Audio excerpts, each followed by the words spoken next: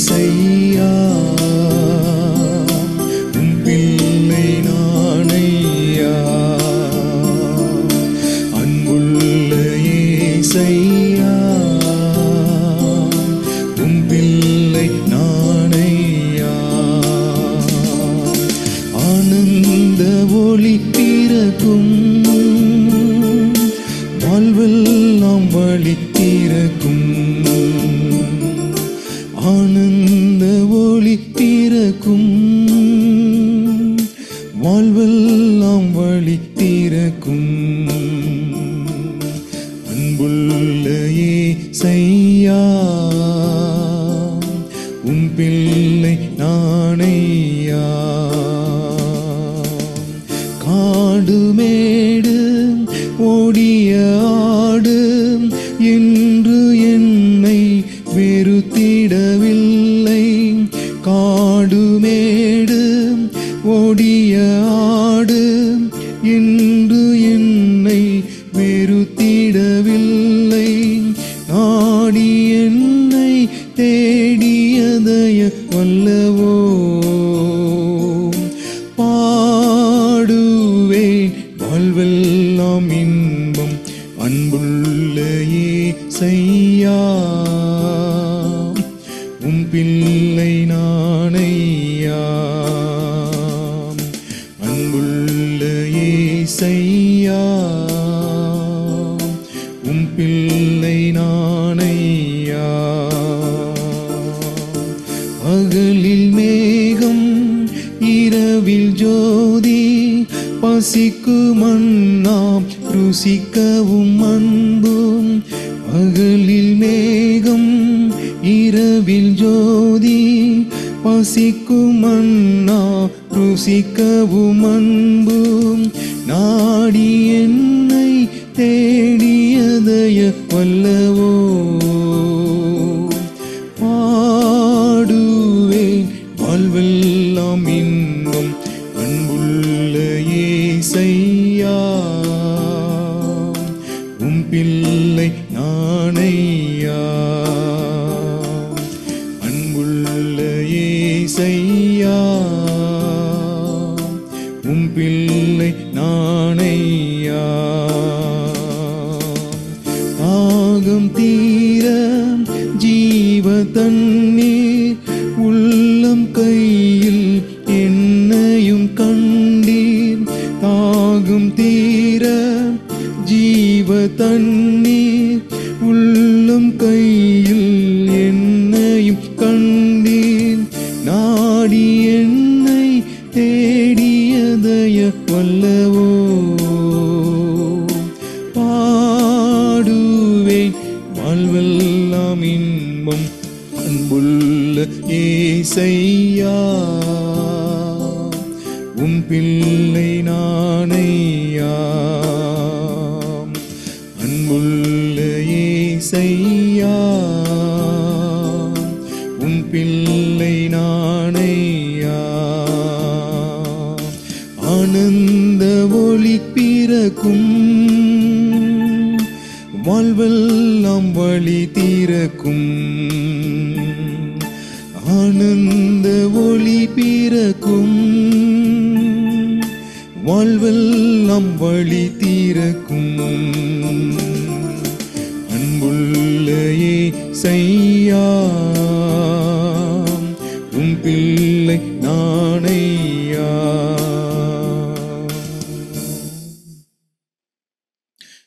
Song number 657. பலன் கொடுப்பீர், நல்ல பலன் கொடுப்பீர், பண்பட்ட நிலம் போல் பலன் கொடுப்பீர். வழியோரமா, இல்லை நான் கற்பாறையா, இல்லை முள்புதரா, இல்லை நான் நல்ல நிலமா? நல்ல நிலமாய்த்தான் பலன் கொடுக்கும்படிக்கு தேவன் நமக்கு வார்த்தைகளை கொடுக்கிறார். நம்முடைய இருதயம் நல்ல நிலம், நல்ல விதைகள் விதைக்கப்பட்டு முளைத்து எழும்பக்கூடிய நல்ல இருதயமாய் தான் தேவன் விரும்புகிறார். ஆகவே இந்த பாடலை மிகவும் கருத்தோடு நாம் பாடலாம்.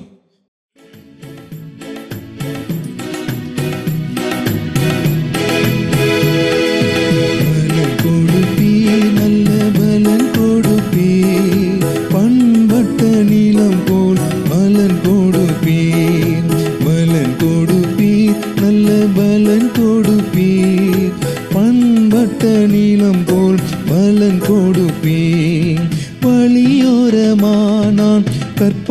கற்பாரையாம் முள்புதரானான் நல்ல நிலமாம் வழியோரமானான் கற்பாரையாம் முள்புதரானான் நல்ல நிலமாம் பலன் கொடுப்பீர் நல்ல பலன் கொடுப்பீர் பண்பட்ட நீளம் போல் பலன் கொடுப்பீர் இயேசுவின் வார்த்தை விதையாகும் அறியா உள்ளம் வழியோரம் இயேசுவின் வார்த்தை விதையாகும் அறியா உள்ளம் வழியோரம் பறவைகள் விரைந்தே தின்பது போல் பகைவனாம் தீயோன் பறித்திடுவான் பறவைகள் விரைந்தே தின்பது போல் பகைவனாம் தீயோன் பறித்திடுவான் பலன் கொடுப்பீர் நல்ல பலன் கொடுப்பீர் பண்பட்ட நீளம் போல் பலன் கொடுப்பீர் மண்ணில்லா பாறை நீளமாகும் மனதில் நிலையற்ற மனிதர்களே மண்ணில்லா பாறை நீளமாகும் மனதில் நிலையற்ற மனிதர்களே வேறற்ற வாழ்க்கை வாழ்வதினால் வெயிலில் வசனம் கருகிவிடும் வேறற்ற வாழ்க்கை வாழ்வதினால் வெயிலில் வசனம் கருகிவிடும் பலன் கொடுப்பீர் நல்ல பலன் கொடுப்பீர் பண்பட்ட நீளம் போல் பலன் கொடுப்பீர் முச்செடி புதராம் மனு உள்ளம் முளைத்திடும் ஆசைகள் நெறித்திடவே முச்செடி புதராம் மனு உள்ளம் முளைத்திடும் ஆசைகள் நெறித்திடவே இறைவனின் வார்த்தை வளரவில்லை முட்கள் வாழ்க்கையை நெருக்கிவிடும் இறைவனின் வார்த்தை வளரவில்லை முட்கள் வாழ்க்கையை நெருக்கிவிடும் பலன் கொடுப்பீர் நல்ல பலன் கொடுப்பீர் பண்பட்ட நீளம் போல் பலன் கொடுப்பீர் இயேசுவின் வார்த்தை உணர்ந்திடுவோர் குறைவில்லா பண்பட்ட நீளமாவார் இயேசுவின் வார்த்தை உணர்ந்திடுவோர் குறையில்லா பண்பட்ட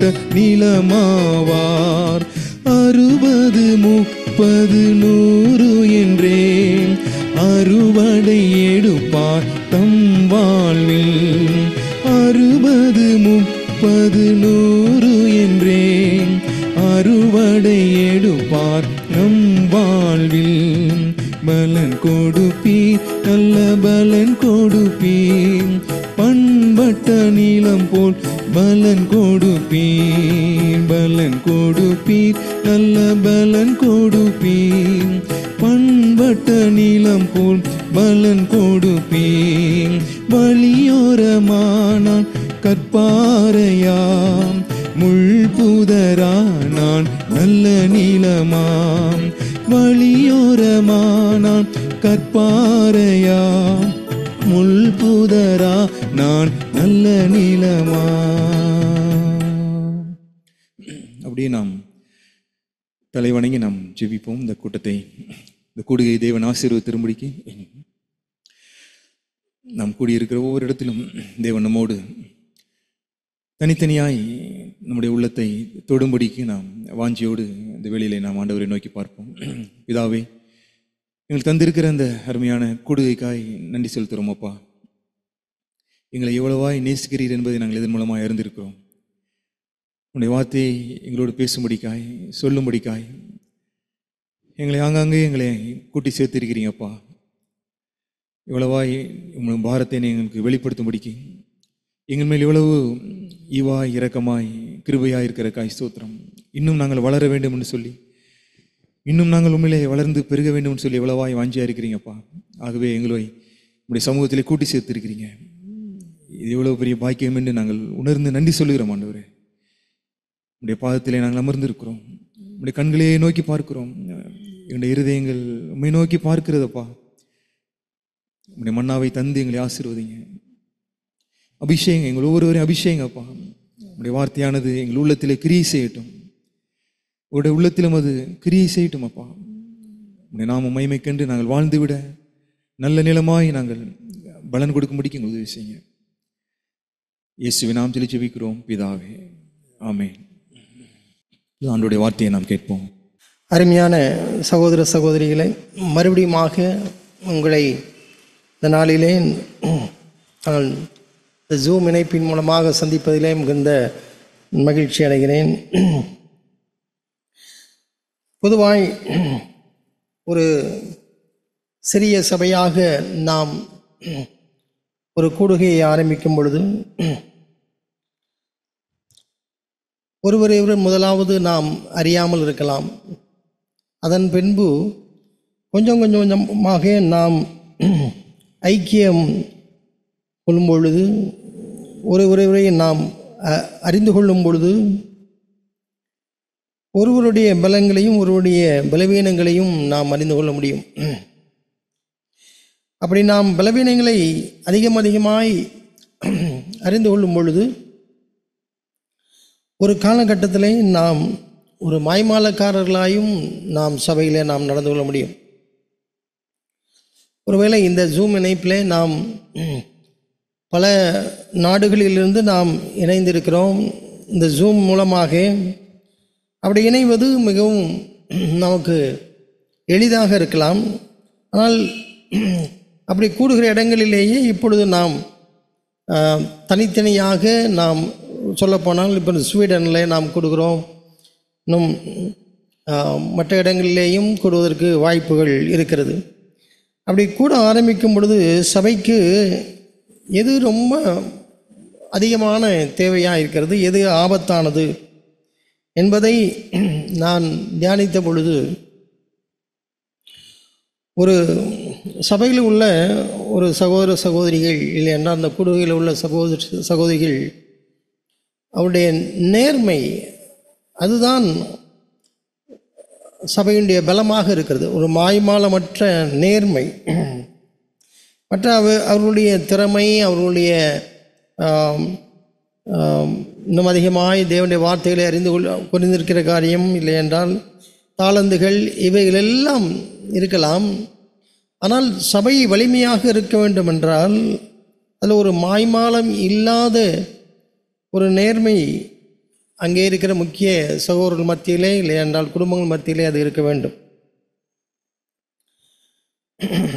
ஏனென்றால் ஆண்டவராகிய இயேசு இந்த பூமியில் இருந்த பொழுது ஒரு முக்கியமான ஒன்றை மாத்திரம் அதிகமாய்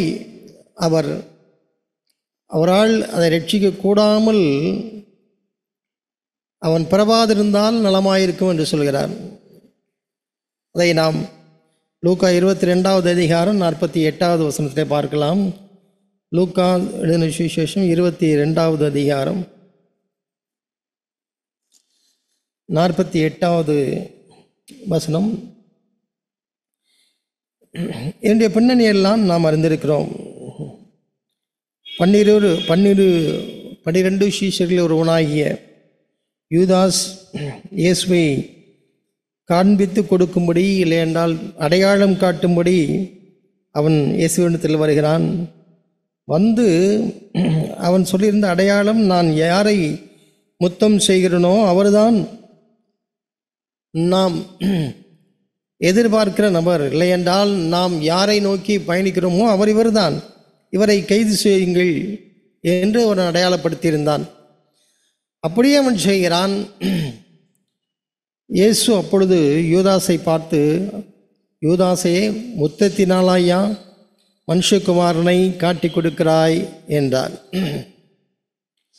அருமையான சகோதர சகோதரிகளே, நான் இதை தியானித்த பொழுது இவ்வாறு நான் உணர்ந்தேன். எத்தனையோ வகையிலே ஆண்டவராய் இயேசுவை அவர் வாழ்ந்த காலத்திலே அவர்கள் எதிர்த்தார்கள். இப்பொழுதும் சபையின் சகோதரர்களை, குடும்பங்களை எத்தனையோ பேர் எதிர்க்கிறார்கள். நம்முடைய வேலை ஸ்தலங்களிலே நம்மை எதிர்க்கிறார்கள், இல்லையென்றால் சபை நடத்துகிற இடங்களிலே கூட நம்மை எதிர்க்கலாம், தனிப்பட்ட விதத்திலே குடும்பமாக கூட நாம் எதிர்க்கப்படலாம்.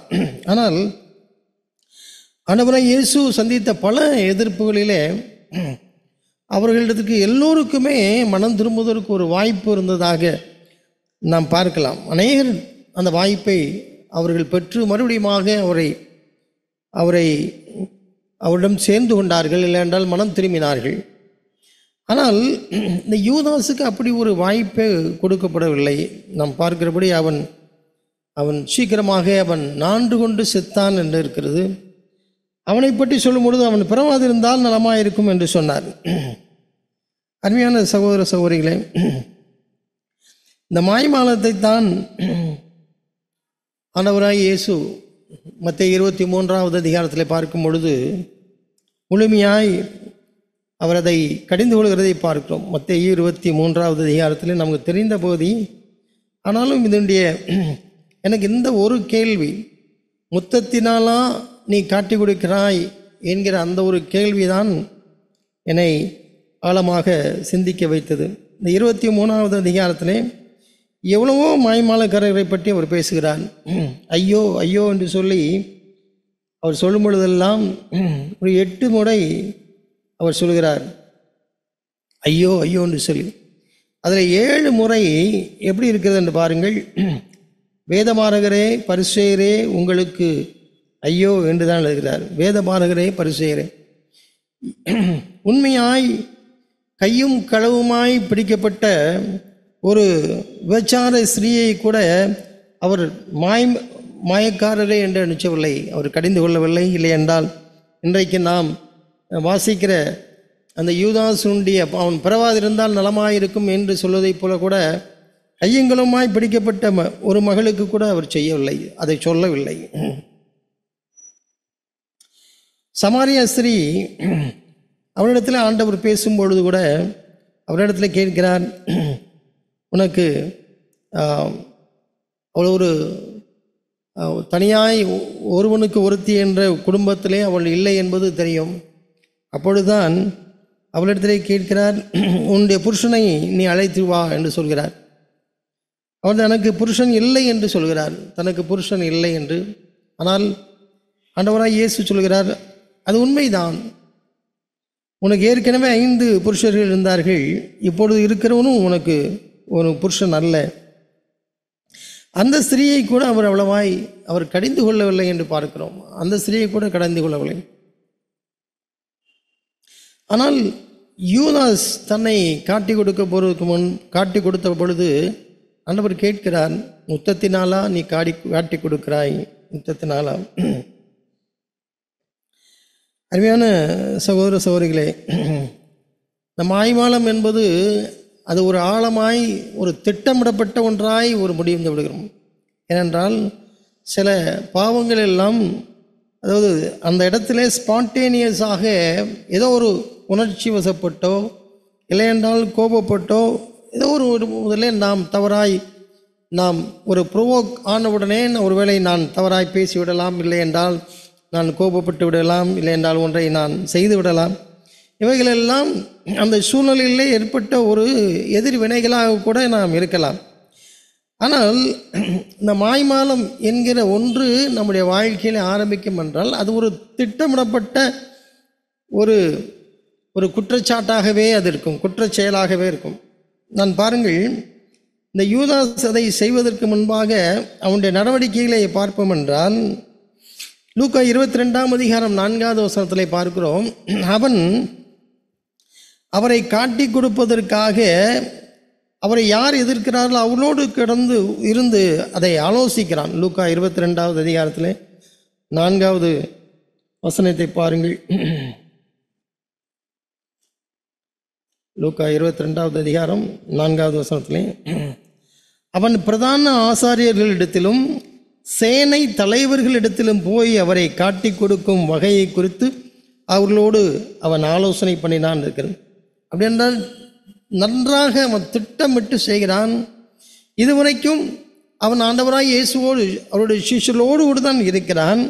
அவனுடைய இன்னொரு பகுதியிலே அவன் பிரதான ஆசாரியர்கள், சேனை தலைவர்கள் அவருடைய உயிரை பறிக்க வேண்டும் என்று இருக்கிறவர்கள் கூட உட்கார்ந்து அவரிடத்தில் ஆலோசனை பண்ணுகிறான், எப்படி அவரை காட்டி கொடுப்பேன். அப்படின்னால் அது ஒரு மிகவும் திட்டமிடப்பட்ட ஒரு அக்கிரமம். 22ஆம் அதிகாரம் 6வது வசனத்தில் பார்க்கும் பொழுது, அவன் காட்டி கொடுப்பதற்கு ஒரு சமயத்தையும் தேடிக்கொண்டிருந்தான். He was planning, he was looking for an opportunity. எப்படி இன்னொரு வசனத்தில் பார்க்கணும், மார்க் 4ஆம் அதிகாரம் 16ஆம் வசனத்தில் எப்படி எந்த வழியில் அதை நான் செய்யலாம் என்று கூட அவன் எதிர்பார்த்து அதை காத்து கொண்டிருந்தான்.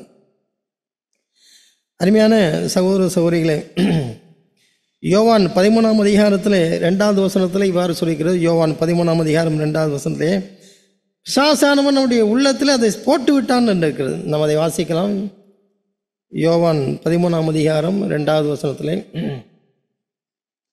13ஆம் அதிகாரம் 2வது வசனம், சீமோனின் குமாரனாகிய யூதாஸ் இஸ்காரியோத்து அவரை காட்டிக் கொடுக்கும்படி பிசாசானவன் இருதயத்தை தூண்டின பின்பு அவர்கள் போஜனம் பண்ணி கொண்டிருக்கிறார்கள். பிசாசானவன் தான் அவனுடைய இருதயத்தில் அந்த விதையை போடுகிறான், அதை தூண்டி விடுகிறான். இவ்வளவும் அவனுடைய இருதயத்தில் நடந்து கொண்டு இருக்கிறது. ஆனால் அவன் எதுவும் அறியாதது போல இயேசுவோடும் அவருடைய சீஷர்களோடும் அவன் இருந்து கொண்டு இருக்கிறான். நமக்கு தெரியும், கடைசி வரைக்கும் அவருடைய சீஷர்கள் கூட யார் அவரை காட்டிக் கொடுக்க போகிறார் என்பதை அறியாத அளவுக்கு நாம் அவ்வளவு அவன் ஒரு வேடதாரியாய் மாய்மாலம் பண்ணுகிறவனாய் அவன் இருந்தான். அருமையான சகோதர சகோதரிகளே, தேவனுடைய சபையிலே இல்லை என்றால் நம்முடைய குடும்பங்களிலே எத்தனையோ எதிர்ப்புகள் இல்லை என்றால் தவறுகள் நடக்கலாம்.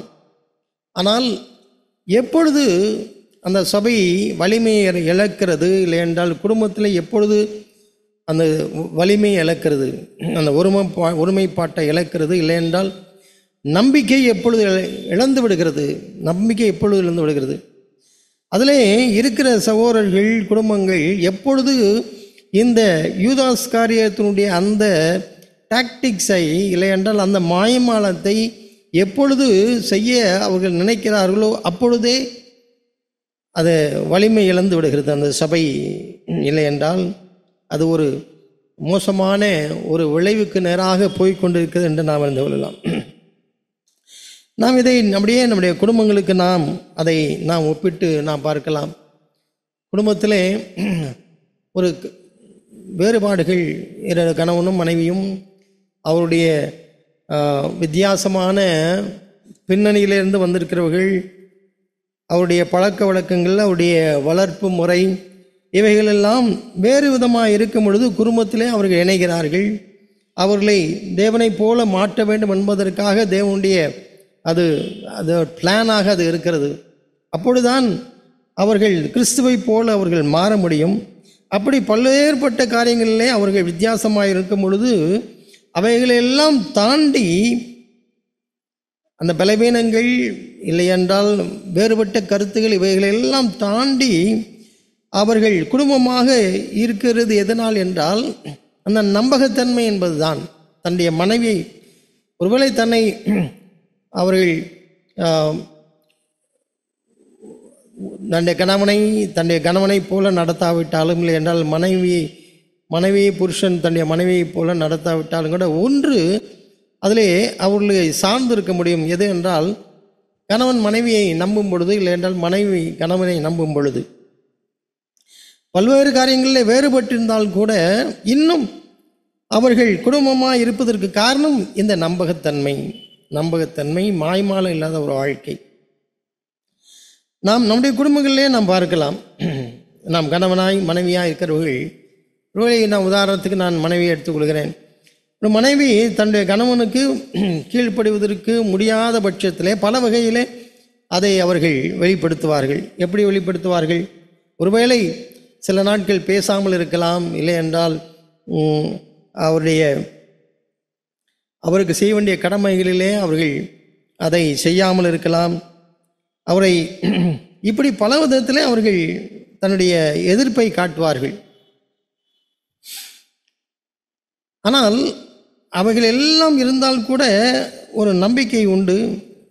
ஏனென்றால் அவர்கள் இன்னும் ஒருவர் அவர்கள் நம்புகிறார்கள் என்பதுதான். இல்லை என்றால் தனக்கு துரோகம் செய்யவில்லை என்று கணவன் மனைவியும் அறிந்திருக்கும் பட்சத்திலே அவர்கள் இன்னும் அந்த குடும்பத்தில் ஒரு நம்பிக்கை உண்டு.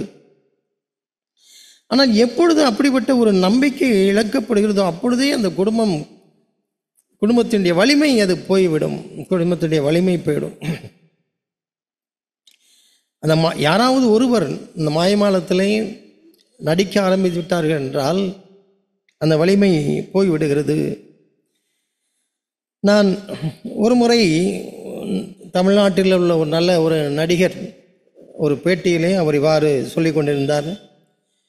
அவர் சிறந்த ஒரு நடிகர். அவர் சொல்லும் பொழுது, என்னுடைய குடும்பத்திலே என்னுடைய மனைவி தான் எனக்கு ஒரு கடைக்கு போனால் கூட ட்ரெஸ் எடுக்கணும்னா என்னுடைய மனைவி தான் எடுப்பாள், அவர்கள் தான் இதை செய்வார்கள் என்றெல்லாம் அவர் தன்னுடைய மனைவியை குறித்து அவர்கள் பெருமையாய், இல்லை என்றால் அவர் நல்ல பாராட்டும் விதத்திலே அவர் சொல்லி கொண்டிருந்தார். அதையெல்லாம் பார்க்கும் பொழுது எத்தனையோ ஒரு மோசமான குணாதிசயங்கள் எல்லாம் இந்த நடிகரிடத்தில் இருந்தால் கூட தன்னுடைய மனைவியை கனப்படுத்தி இவ்வாறு செய்வது பாராட்டத் தகுந்ததுதான் என்று நான் நினைத்தேன். அவ்வளோ ஒரு குடும்பத்தை குறைந்தபட்சம் தன்னுடைய குடும்பத்திலேயாவது ஒரு நேர்மையாக இருக்கிறாரே என்று. ஆனால் சில மாதங்கள் இருக்கும், அவ்வளவுதான். சில மாதங்கள் இல்லை என்றால் சில வருஷங்கள், சில மாதங்களுக்குள்ளாக அவர் தன்னுடைய எந்த மனைவியை பாராட்டி அவர் பேசினாரோ அந்த மனைவியை விட்டுவிட்டு இன்னொரு சகோதரியை அவர் தேடிக்கொண்டு முழுவதுமாக இவருடைய உறவை முறித்து விட்டார். அப்படி நான் யோசிக்கும் பொழுது அங்கே என்ன நடந்தது என்று பார்த்தேன். வாழ்க்கையிலே உள்ளே ஒன்று இருந்தது, வெளியே ஒன்று இருக்கிறது. பேச்சிலே ஒன்று, நடக்கையில் ஒன்று. ஆகவே அந்த குடும்ப வாழ்வு முறிந்து விட்டது.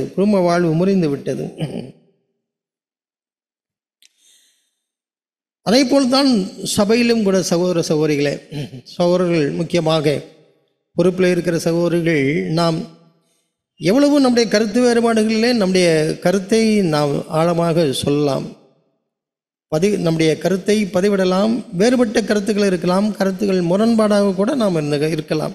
ஆனால் என்றைக்கு நாம இல்லாமல் நடிக்க ஆரம்பிக்கிறோமோ அன்றைக்கே தேவனுடைய பிரசன்னத்தை நாம் இழந்து விடுவோம். சபையானது அதனுடைய வலிமையை அது இழந்து விடுகிறது.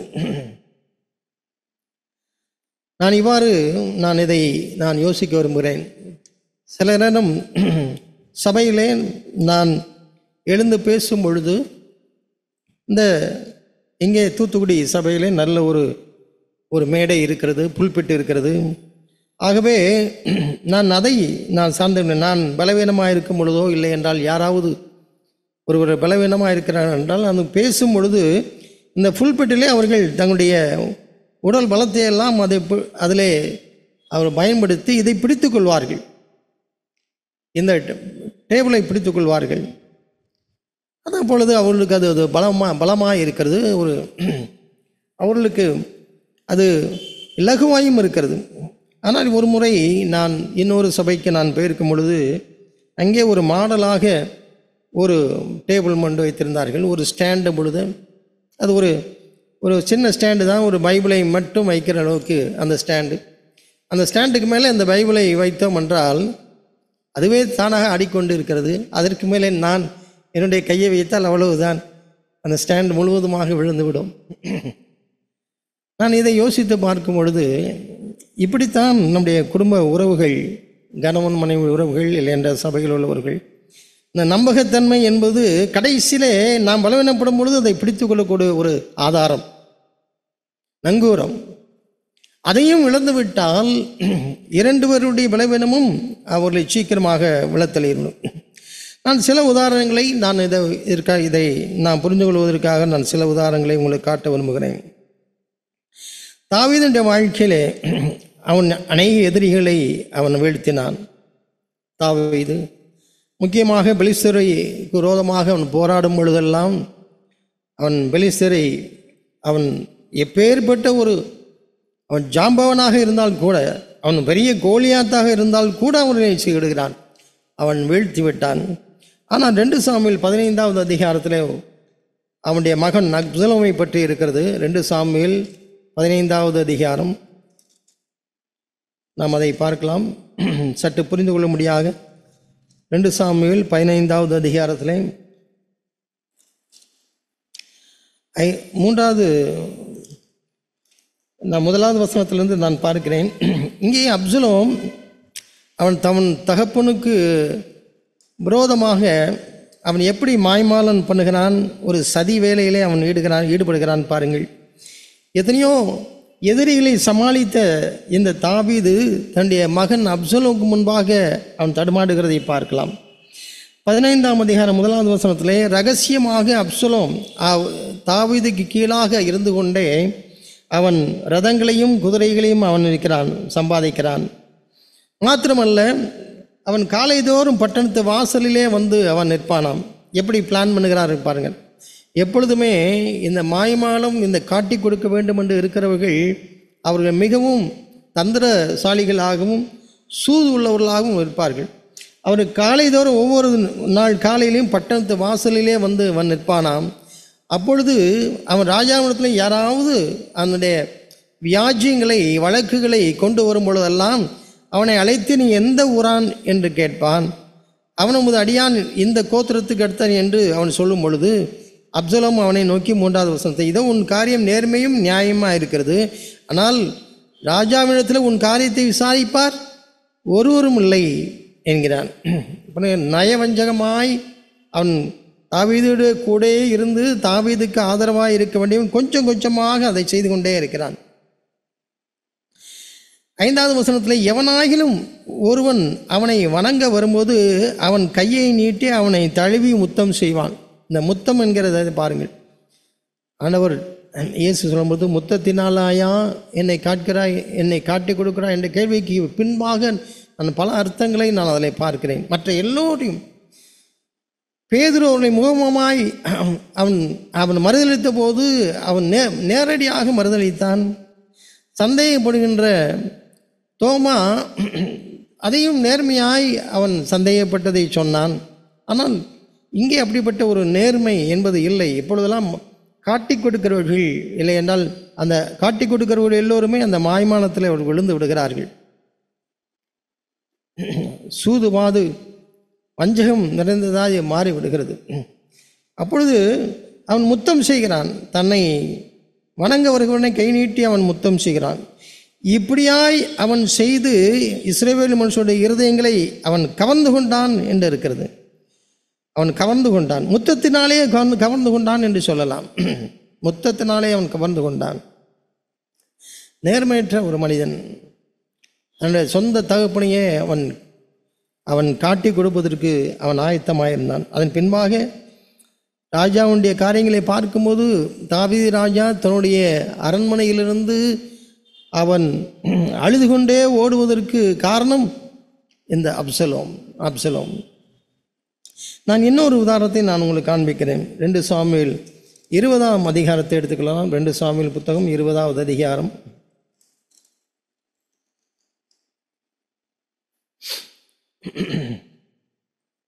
இங்கே ஒரு தாவீதுடைய படை தளபதியிலே ஒருவன்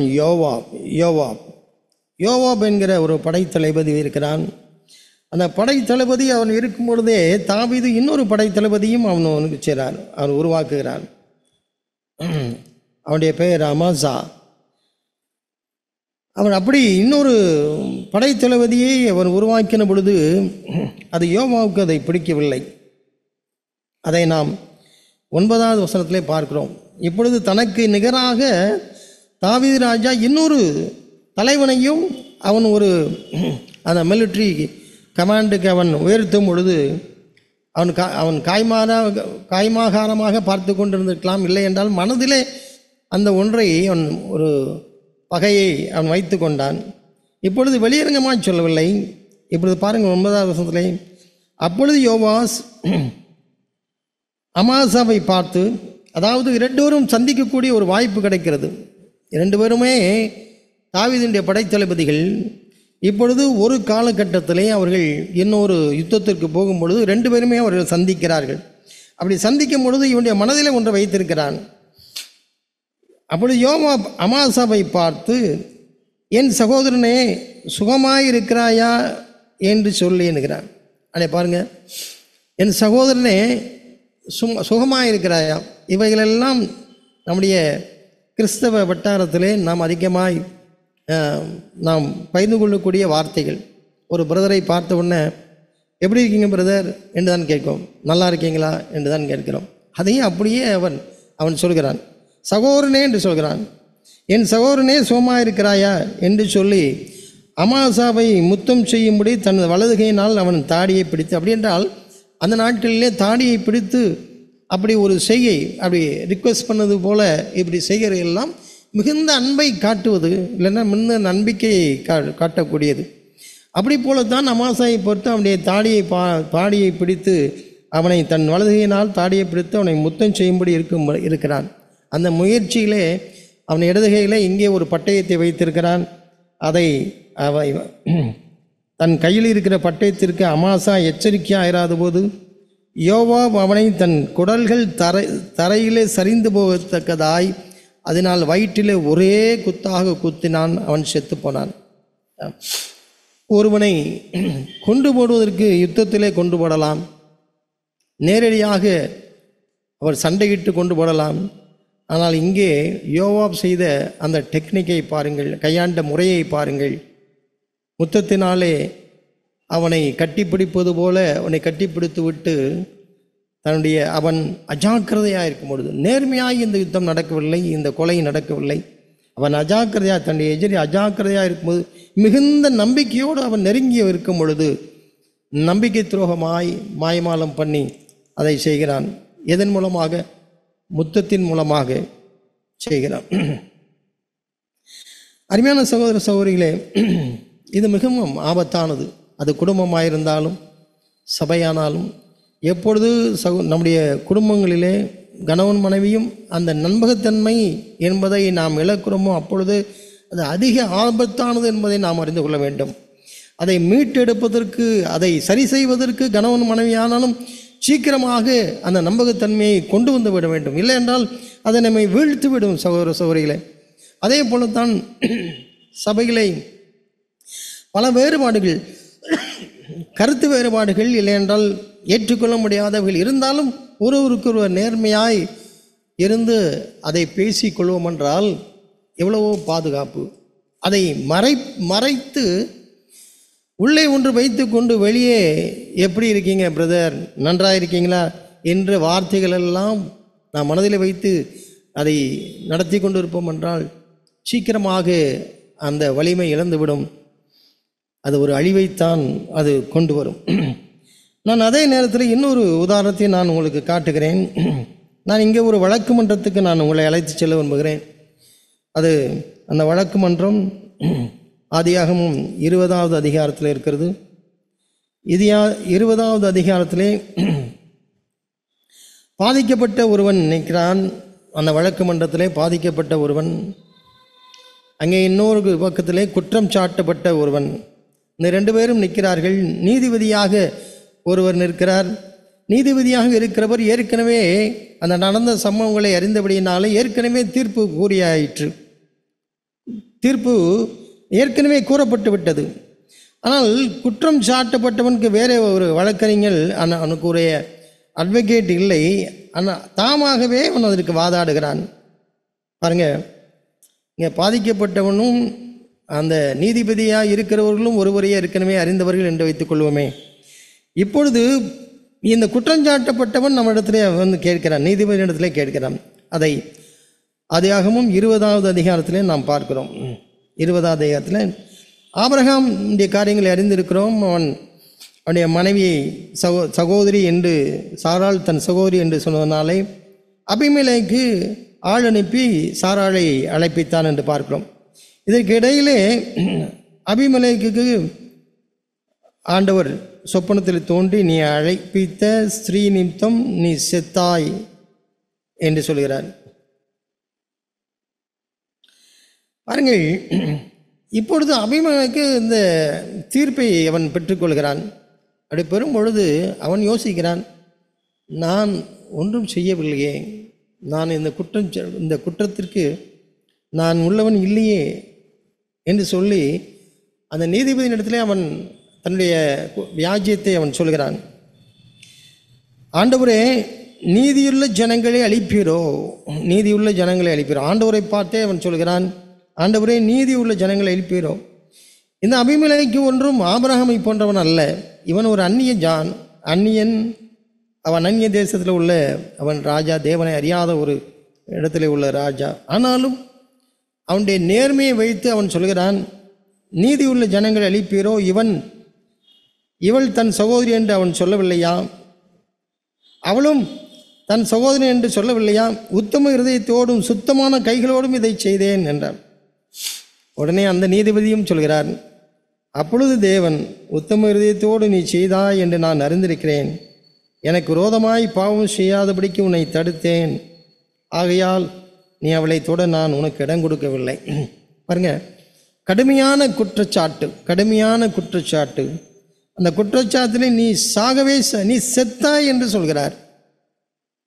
ஆனாலும் அவனுடைய நேர்மையினாலே தேவனே அவனுக்கு தோன்றி அந்த தவறை செய்யாதபடிக்கு அவர் காக்கிறதை பார்க்கும். என்ன அருமையான சகோதர சகோதரிகளே, எவ்வளவு நேர்மையாக இருக்கும் பொழுது நாம் யாரோடும் நாம் வாதாடலாம். நம்முடைய வாழ்க்கையிலே உண்மையாய் நேர்மையாக இருக்கும் பொழுது நம்மை குற்றஞ்சாட்டுகிறவர்கள் யார் இருந்தாலும் பரவாயில்லை, அவர்களோடு நாம் வாதாட முடியும். தேவனும் நம்மை அதன் பின்னணியிலே நம்மை தாங்குவார் என்பதுதான். அப்படி என்றால் நம்முடைய குடும்பத்திலே எல்லாம் மத்தேயு 5:37 நாம் சொல்லுகிறதில்லை, ஆம் என்பது ஆம் என்று இருக்க வேண்டும், இல்லை என்பது இல்லை இருக்க வேண்டும். அவ்வளோ ஒரு நேர்மையை தேவன் எதிர்பார்க்கிறார். கொஞ்சம் கூட அதில் ஒரு மாய்மாலம் இல்லாத ஒரு வாழ்க்கை. அப்போஸ்தலனாகிய பவுலுடைய வாழ்க்கையிலிருந்து நான் ஒன்றை உங்களுக்கு காண்பிக்கிறேன். 2 கொரிந்தியர் 1வது அதிகாரத்தை எடுத்துக்கொள்ளலாம். 2 கொரிந்தியர் 1வது அதிகாரம். அப்போஸ்தலனாகிய பவுல் இந்த 2வது நிருபத்தை அவர் எழுதுவதற்கு முன்பாக 1வது நிருபத்திலே பல விஷயங்களை அவர் பேசியிருக்கிறார். முதல் அதிகாரங்களிலே உள்ள பிரிவினைகள், அதன் பின்பாக ஒரு ஒழுக்கக்கேடான ஒரு வாழ்க்கையை பற்றி, அதை இம்மொராலிட்டி, அதை 5ஆம் அதிகாரத்தில் பார்க்கிறோம். பின்பு வழக்கு வியாஜ்யங்கள், இவைகள் எல்லாவற்றையும் பற்றி அவர் ஒரு பெரிய நிருபத்தை எழுதி சில காலம் கழித்து 2வது நிருபத்தை அவர் எழுதுகிறார். அப்படி எழுதும்பொழுது அவர் சொல்கிறதை பாருங்கள், ஒன்றை முடித்துவிட்டு அதை முத்தாய்ப்பா இல்லை என்றால் அதை சம்மரைஸ் பண்ணி சொல்வது போல இருக்கிறது. அதை நான் 1ஆம் அதிகாரம் 12வது வசனத்திலே நான் இவ்வாறு அதை பார்க்கிறேன். இவைகளை எல்லாம் நாங்கள் செய்துமே, இவைகள் எல்லாவற்றையும் மாம்சத்திற்கு ஏற்ற ஞானத்தோடு நடவாமல் தேவனுடைய கிருபையினால் நாங்கள் உலகத்திலேயும் விசேஷமாக உங்களிடத்திலேயும் கபடமில்லாமல் திவ்ய உண்மையாய் நடந்தோம் என்று எங்கள் மனது எங்களுக்கு சொல்லும் சாட்சியே எங்களுக்கு புகழ்ச்சியாக இருக்கிறது. ஒன்று முடிந்து விட்டது, இல்லை என்றால் நம்முடைய குடும்பங்களிலே ஒரு நிகழ்வு இருக்கிறது, நாம் ஏதோ ஒன்றை செய்து முடிக்கிறோம். அதை செய்து முடிக்க பின்பாக நான் எப்படி சொல்ல வேண்டும் என்றால், அப்போஸ்தலனாகிய பவுலை போல எங்களுடைய மனது எங்களுக்கு சொல்லும் சாட்சியே எங்களுக்கு புகழ்ச்சியாக இருக்கிறது. நான் இன்னொருடைய புகழ்ச்சியை நான் நாடவில்லை. ஆனால் நான் நேர்மையாய் சொல்ல முடியும். நாங்கள் மாம்சத்திற்கு ஏற்ற ஞானமாய் நடக்கவில்லை. தேவனுடைய கிருபையினாலே நாங்கள் இதை கபடமில்லாமல் திவ்ய உண்மையோடு, அதில் காட்லி சின்சியரிட்டி ஒரு மொழியாக்கத்தில் எப்படி இருக்கிறது, இன் சிம்பிளிசிட்டி அண்ட் காட்லி சின்சியரிட்டி என்று இருக்கிறது. மிகவும் எளிமையாய் தேவனுக்கு முன்பாக உண்மையுள்ளவர்களாய் நாங்கள் இதை செய்து முடித்தோம். இது எங்களுடைய ஞானத்தினால் அல்ல, தேவனுடைய கிருபையினாலே நாங்கள் செய்து முடித்தோம். அதற்கு எங்கள் மனது எங்களுக்கு சொல்லும் சாட்சியே எங்களுடைய புகழ்ச்சி என்று சொல்கிறார். அவர் தன்னுடைய வாழ்க்கையிலே அவ்வளவு நேர்மையாக இராதிருந்தால் இந்த வசனத்தை அவர் சொல்லவே முடியாது. நான் பார்க்கிறேன், இப்படியே தான் எல்லா இடங்களிலும் எப்பொழுதெல்லாம் ஒன்றை அவர் செய்து முடித்தாரோ அதற்கு முன்பாக தன்னை அவர் பரிசோதித்து பார்த்து தேவனுக்கு முன்பாக நாங்கள் உண்மையாய் நடந்து கொண்டோம் என்று தான் சொல்லிக்க வேண்டும். அதனால் எந்த ஒரு புகழ்ச்சியும் தனக்காக தேடவில்லை. அதை நாம் 20வது வசனத்திலே பார்க்கிறோம். எங்களால் தேவனுக்கு மகிமை உண்டாகும்படி என்று எழுதுகிறார். எங்களால் தேவனுக்கு மகிமை உண்டாகும்படி, எங்களுக்கென்று நாங்கள் ஒன்றையும் எடுத்துக்கொள்ளவில்லை, எங்களால் தேவனுக்கும் மகிமை உண்டாகும்படி என்று எழுதுகிறார். அருமையான சகோதர சகோதரிகளே, அப்படித்தான் நான் இதை யோசிக்கிறேன். ஏதோ ஒன்று நம்முடைய சபையிலே இல்லை என்றால் நம்முடைய சொந்த வாழ்க்கையிலே ஒன்றை தேவனுக்கென்று நான் செய்து முடித்துவிட்ட பின்பு அதை நான் நேர்மையாக சொல்ல வேண்டும். இதிலே நான் எந்த மகிமையும் நான் எடுக்கவில்லை, இதை எல்லா கனத்தையும் மகிமையும் நான் தேவனுக்கே நான் செலுத்துகிறேன் என்று என்னுடைய மனதே எனக்கு சொல்கிறது என்று, அதுதான் எனக்கு புகழ்ச்சி என்று நேர்மையாய் சொல்ல வேண்டும். நான் நத்தானியலுடைய வாழ்க்கையை பாருங்கள். யோவான் எழுதின சுவிசேஷம் 1வது அதிகாரத்தில், யோவான் எழுதின சுவிசேஷம் 1வது அதிகாரத்தில்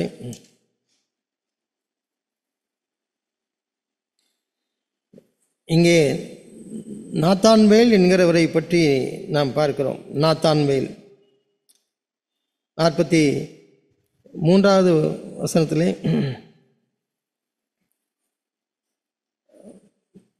அந்த தொடர்ச்சியை நாம் பார்க்கலாம். இயேசு ஊழியத்துக்காக பிலிப்புவை கண்டு நீ எனக்கு பின் சென்று வா என்று அழைக்கிறார். பிலிப்பு தன்னுடைய ஊரிலே அவன் பெத்சாயிதா பட்டணத்தான். அங்கே பிலிப்பு நாத்தான்வேலை கண்டு நியாயப்பிரமாணத்திலே மோசேயும் தீர்க்கதரிசிகளும் எழுதியிருக்கிறதை கண்டோம், அவர் யோசேப்பின் குமாரனாகிய நாசரேத்தூரனாகிய இயேசுவே என்றான். நாத்தான்வேலுக்கு வேண்டப்பட்டவர்கள் பிலிப்பு, அந்திரேயா, இவர்கள் எல்லோரும், பேதுரு, இவர் எல்லோருமே இவருக்கு வேண்டப்பட்டவர்கள். இவர்கள் எல்லாரும் இயேசுடைய சீஷர்கள் என்று ஒருவேளை அவன் அறிந்திருக்கலாம். ஆனால் இங்கே நாசரேத்திலே யோசேப்பின் குமாரனும் நாசரேத்து ஊரானுமாகிய இயேசுவே என்று சொன்ன உடனே அந்த நாத்தான்வேல் எதையும் மறைக்கவில்லை, அவன் ஒரு மாயமாலத்தை காட்டவில்லை. அதற்கு மேலாக அவன் நேரடியாக சொல்கிறான், நாசரேத்திலிருந்து என்ன நன்மை கிடைக்கும், அங்கேருந்து ஒன்றும் கிடைக்காது. முகத்திற்கு நேராக அவன் சொல்கிறான். அங்கே நாசரேத்திலிருந்து எப்படி அது ஒரு நன்மை வரும், அப்படி ஒரு வாய்ப்பே இல்லை என்று சொல்கிறான். நான் இவ்வாறு இதை பார்க்கிறேன். இவைகளையெல்லாம், இந்த டயலாக் எல்லாம் ஒருவேளை ஆண்டவராய் இயேசு அறிந்தவராக அவர் சொல்கிறார். 47வது வசனத்திலே இயேசு நாத்தான்வேலை தமிழத்தில் வரக்கண்டு அவனை குறித்து இதோ கபடற்ற உத்தம இஸ்ரவேல் என்கிறார். நாசரேத்திலிருந்து ஒரு நன்மையும் வராது என்று ஓங்கி சொன்ன அந்த நாத்தான்வேலை பார்த்து ஆண்டவர் சொல்கிறார், இதோ கபடற்ற உத்தம இஸ்ரவேல். அவன் யாரோ நம்முடைய சகோதரர்கள் எல்லோரும் சொல்கிறார்கள், இல்லையென்றால் நமக்கு நம்மை அறிந்தவர்கள் சொல்கிறார்கள். அதுவே நாம் ஏதாவது பூசி மொழிகி ஏதாவது ஒன்றை சொல்ல வேண்டும் என்றெல்லாம் அவன் சொல்லவில்லை. அங்கேதான் அவனுடைய கபடற்ற இருதயத்தை ஆண்டவர் ஒருவேளை பார்த்திருப்பார். அவன் கபடற்ற உத்தம இஸ்ரவேல் என்று. அதற்கு பின்பாக நாத்தான்வேல் கேட்கிறார், நாத்தான்வேல் நீங்கள் என்னை எப்படி அறிவீர் என்று சொல்கிறார். அதற்கு பின்பாக நம்ம அதெல்லாம் பார்க்கிறோம். 49வது வசனத்திலே ரபி நீர் தேவனுடைய குமாரன், நீ இஸ்ரவேலின் ராஜா என்று சொல்கிறான். ஆனால் இதையெல்லாம் சொல்வதற்கு முன்பாகவே ஆண்டவராக இயேசு சொல்லிவிட்டார், அவன் கபடற்ற உத்தம ஒரு இஸ்ரவேல் என்று. அருமையான சகோதர சகோதரிகளே, இந்த நாளிலே இந்த வார்த்தை, இந்த ஒரு வார்த்தை, முத்தத்தினாலா நீ என்னை காட்டி கொடுக்க போகிறாய் என்பதை நாம் வீட்டிலே நாம் தியானிக்கலாம், நம்முடைய குடும்பத்திலே தியானிக்கலாம், நம்முடைய சபையிலே தியானிக்கலாம். அந்த நம்பகத்தன்மை என்கிற ஒன்று என்றைக்கு நம்மிடத்திலிருந்து அது எடுக்கப்படுகிறதோ, அது இல்லாமல் போகிறதோ, அப்பொழுதே அதனுடைய வீழ்ச்சியாக நாம் பார்க்க வேண்டும். நம்முடைய குடும்பத்தில் அதை பார்க்க வேண்டும். அது ஒரு வீழ்ச்சி, அதுக்கு ஒரு நாளும் நான் இடம் கொடுக்கவே கூடாது என்பதை நாம் அறிந்தவர்களாய் எப்படியாவது இந்த நேர்மையான ஒரு வாழ்க்கை, தவறுகள் இருக்கலாம், முரண்பாடுகள் இருக்கலாம், ஏற்றுக்கொள்ள முடியாதவைகள் கூட இருக்கலாம், ஆனால் எது மட்டும் நம்மை விட்டு போய்விடக்கூடாது. கணவன் மனைவிக்குள்ளாக அந்த நம்பகத்தன்மை என்பது போய்விடக்கூடாது. அங்கே ஒருவருக்கொருவர் ஒரு மாயமாலம் பண்ணுகின்ற ஒன்றுக்கு அவர் வந்துவிடவே கூடாது. அநேக குடும்பங்கள் இன்றைக்கு சீரழிவதற்கு ஒரு காரணம், இன்றைக்கு உலகத்திலே பொதுவாக எவ்வளவோ படித்திருக்கிறார்கள், எவ்வளவோ வசதியாக இருக்கிறார்கள், ஒரு குறைவும் இல்லாத ஒரு வாழ்க்கை வாழ்கிறார்கள். அவர் நினைக்கிற ஒரு அழகுக்கு குறைவில்லை, அந்தஸ்துக்கு குறைவில்லை, சமுதாயத்திலே ஒரு மதிப்பிற்கு குறைவில்லை, படிப்பிற்கு குறைவில்லை, வருமானத்திற்கு குறைவில்லை. ஆனால் எங்கே ஒன்று இடிக்கிறது, அது எங்கே இருக்கிறது? அவர்கள் இருவரும் ஒருவரை ஒரு நல்ல ஒரு குடும்பமாக அவர்கள் இல்லாமல் இருப்பதற்கு ஒரு காரணம் என்ன? நம்பகத்தன்மையை அவர்கள் இழந்து விட்டார்கள். ஒருவரே நம்பவில்லை. இல்லை என்றால் 2 பேரிலே யாரோ ஒருவர் நடிக்க ஆரம்பித்து விட்டார்கள் என்றுதான் பொருள். ஒரு நாளும் நாம் அதை சாதாரணமாக எடுத்துக்கொள்ள வேண்டாம். ஏனென்றால் ஆண்டவராகிய இயேசுவை நேரடியாக மறுதலித்த பேதுரு மனம் திரும்பி அவர் ஆண்டவருடைய சீஷனாக அவர் மாறிவிட்டார். அவரை சந்தேகிக்கப்பட்ட தோமா அவருடைய சீஷனாக அவர் மாறிவிட்டார். இன்னும் பல உதாரணங்களை அவரை எதிர்த்தவர்கள் கூட அவர் மாறிவிட்டார்கள். அநேகர் அவரை குத்தினவர்கள் கூட அவரை நோக்கி பார்த்தார்கள் என்று வசனம் கூறுகிறது. அவ்வளவாய் அவரை நேரடியாக எதிர்த்தவர்கள் கூட ஒரு மனம் திரும்புவதற்கு ஒரு வாய்ப்பு இருந்தது. ஆனால் இந்த யூதாஸ் காரியத்திற்கு அந்த வாய்ப்பு கிடைக்காமல் போய்விட்டது. ஆகவே தான் ஆண்டவர் சொன்னார், அவன் பிறவாதிருந்தால் நலமாயிருக்கும். அப்படியாய்த்தான் நம்முடைய வீட்டிலே பார்க்க வேண்டும், நம்முடைய குடும்பங்களே பார்க்க வேண்டும், நம்முடைய சபையிலே பார்க்க வேண்டும். நான் என்னை பற்றி அவர் ஒரு நாளும் அவன் பிறவாதிருந்தால் நலமாயிருக்கும் என்று சொல்லிவிடக்கூடாது. நான் ஒரு அதே ஒன்றை செய்து நடித்து இல்லாத ஒன்றை இருக்கிறதே போல காண்பிக்கிறவனால் நான் எப்பொழுது மாறுகிறேனோ அப்பொழுது நான் ஒரு சபைக்கும் குடும்பத்திற்கும் நான் வலிமையை சேர்க்கவில்லை. நான் ஒரு கேடு உள்ள ஒரு மனுஷனாகவே நான் மாறிக்கொண்டிருப்பேன். அப்போ ஏற்பட்ட ஒன்றிலிருந்து நம்முடைய சொந்த வாழ்க்கையானாலும் சரி, சபையின் வாழ்க்கையானாலும் சரி, நாம் பாதுகாக்கப்பட வேண்டும் என்பதுதான் இந்த நாளிலே என்னுடைய வாஞ்சியாக இருக்கிறது. தேவன் அப்பேற்பட்ட ஆபத்திலிருந்து நம்மை ஒவ்வொருவரையும் நாம் காப்பாராக. நாம் கண்களை மூடி நாம் ஜெபிக்கலாம். எங்கள் நல்ல பிதாவே, இந்த நாளிலே ஆண்டவரே, நாங்கள் எளிமையாய் உம்முடைய சமூகத்தில் வருகிறோம். அநேக பலவீனங்கள், வேறுபாடுகள், கருத்து வேறுபாடுகள், முரண்பாடுகள், இப்படிப்பட்ட அநேகம் காரியங்கள் எங்களுடைய வாழ்க்கையிலே, எங்களுடைய சபை வாழ்க்கையில் இருந்தாலும் ஆண்டவரே, நாங்கள் ஒரு நாளும் நாங்கள் நடிக்காமல் இருப்ப எங்களுக்கு உதவி செய்யும். என்றைக்கு நாங்கள் நடிக்க ஆரம்பிக்கிறோம் அப்பொழுது பெரிய வீழ்ச்சியை நாங்கள் சந்திப்போம் என்பதை நீர் எங்களுக்கு இந்த நாளிலே உங்களுக்கு உணர்த்தியிருக்கிறீர். ஆண்டவரே, உடைய வார்த்தைகள் என்னுடைய காதுகளிலே ஒலித்து கொண்டே இருக்கிறது. முத்தத்தினாலா நீ என்னை காட்டி கொடுக்கிறாய் என்று.